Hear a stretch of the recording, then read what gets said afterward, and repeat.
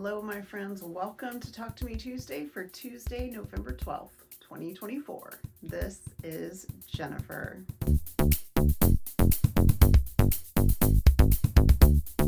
Well, guys, we're in my sewing room again. I did a lot of odds and ends just to kind of get refocused, and I'm going to share with you today what those things were. One of the first things I did was a totally spontaneous project. When I went to the grocery store last week, one of the handles on one of my reusable grocery bags snapped.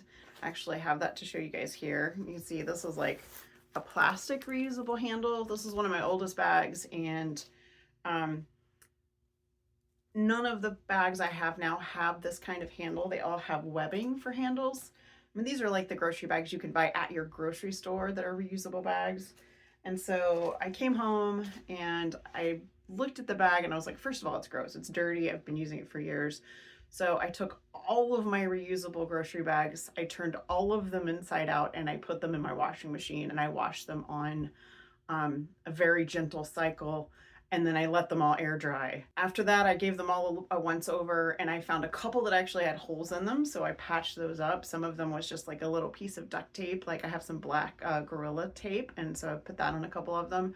Some of them were, you know, just the seam lines down the sides need to be stitched. I think this was actually one of them. I did one side on this, and on this one, this is the bag with the broken handle. I just gave it a new handle, so all my grocery bags are clean. They don't have any holes in them, and all the handles are functional. And for whatever reason, this kind of project always just makes me feel good. The other big mending project I'm not going to show you, but I'm wearing, which are my jeans. The day that I needed to drive to the airport to pick Jules up, I literally stood up to go to the airport, and I felt my jeans sort of like pull apart. What had happened was the zipper had actually ripped. So just right there, these are my favorite jeans. I've had them maybe 3 years, and I wear them all the time. So they've been washed a lot, they've been worn a lot. I've mended them, I've put a patch in the knee. I've worn the heck out of these, and they're absolutely my favorite jeans. So you know, I scrambled and changed jeans to go get Jules, and then I just put them aside because there was nothing I could do about it right then. So Sunday I sat down and I replaced this zipper with just a new zipper. It took me maybe about 40-45 minutes. I am not a garment sewer. I do make costumes from time to time, but not as much as I used to. So it's been a long time since I've done anything like this. I do a lot of small alterations to my clothing, but zippers are a whole nother level. So I literally I took pictures of where everything was. I very carefully took it apart, and then I put it back in reverse, and that's all I did. It worked great, and now I'm wearing my favorite jeans again. Another small project I worked on last week was just playing with my embroidery machine. It's something I've been trying to do here and there just because, you know, it's still pretty new to me, and I'm trying, even though I've had an embroidery machine since 2016, you know, this is a different embroidery machine. It has more capabilities of my old one. It's bigger. And so one of the things I wanted to try was an Urban Threads crazy quilt block pattern. I actually have 3 of them, and I started looking and I couldn't find their instructions. I saw project inspiration for what to do with these. So the first thing I did was just kind of figure it out. So I was troubleshooting it, and this is the first one I made. It's actually, I didn't do a great job with my applique here. So this was just kind of a troubleshooting and figuring out how it worked. And then I went ahead and made another one. This was my next one. And I was only using scraps from my scrap bin and the thread that was already sitting on my machine. So this was just, not a lot of thought went into color placement or anything, because I really was just trying to figure this out. And I did stitch on just a stabilizer, just a soft stabilizer, and a non-woven. And then this is the other one I tried. These are 2 of the 3 designs. I didn't do the third one because I was tired and I ran out of time, and I don't know if I'll do anymore. Like, these were okay. I would rather sew my quilt blocks on my sewing machine.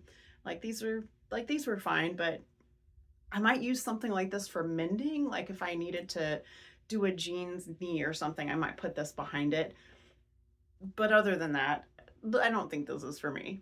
After I gave up on the crazy quilt blocks, I decided I wanted to work on some Christmas ornaments, and so I did. I went through all of my designs, and last year I had purchased several during OESD had like a $1 sale, and I had bought just like one here and one there from different sets. And so I made this guy. This is just an OESD freestanding lace globe ornament. And this is lace similar to the pumpkins I made recently. It's the same thread top and in your bobbin, and on wash away stabilizer. So you stitch out the design, and then when it's all done, you trim your threads, and then you wash the stabilizer away, let it dry, and then when you assemble it, it just makes this really great globe. I did different colors. Their sample was, this part was red with the white snowflake, and I didn't have a ton of this thread, so I decided to do alternating so I could get it all in there. I also pieced this little orphan block quilt top. I might add 3 more across just to make it a little longer. I didn't even look at the blocks when I was sewing them together. I literally squared them up, sewed them together, didn't work on placement or anything, which you can kind of tell. But it was just a mindless project that I needed to do just for myself. These were almost entirely, I think these are all Sarah Doty orphan blocks. So that's my friend Sarah from Houston. And I have no idea what this will be. I don't know who it'll go to. I don't know what it's for. It was literally just for sewing at the time that I was working on it. I also got a little gift on Sunday. My eldest kiddo went to London for just a couple of days, specifically to see David Tennant in a play. If you guys have been around Talk to Me Tuesday since my early days, you'll know that my eldest kid was a Doctor Who fanatic and then turned into a Good Omens fanatic and pretty much anything David Tennant is in. So we saw Michael Sheen in a play when we went together in May, and then they took a solo trip just for a couple of days just to see David Tennant in Macbeth. So the kiddo got to go to London, see the Scottish play, had a good time, didn't do a whole lot else, literally saw the Scottish play, saw Book of Mormon, and they went on top of the London Eye and they got me some little souvenirs. So I got a magnet and this gorgeous Christmas ornament.